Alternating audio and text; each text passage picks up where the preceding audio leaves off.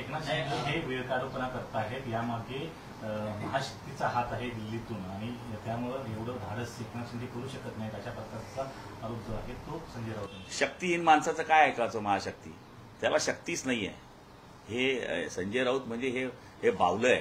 सकाळी जितनी भरी रात चाबी तितकं बोलणारं बावलं आहे. त्याच्याकडे मला तरी असं वाटतं की तुम्ही सुद्धा त्याचे जास्त पत्रकार परिषद घेऊ नये. ईव्हीएमच्या कृपेने मिळालेलं बहुमत आणि त्या बहुमतानंतर आता सरकार स्थापनेसाठी सुरू असलेली रस्सीखेच, ज्या प्राणांतिक तडफेने एकनाथ शिंदे साम दाम दंडभेद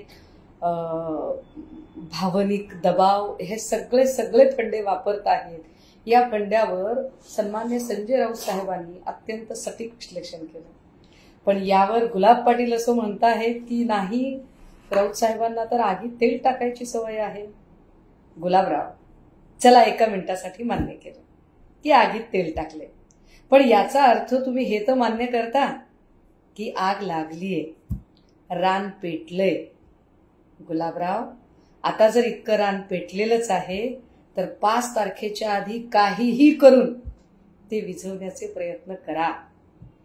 अन्यथा ज्यांच्या जीवावर सुरत गुवाहाटी फिरायला गेला होता तेच लोक तुमच्या गळ्याभोवती ईडीचा दोरखंड आवळताना जराही मागे कचरणार नाही.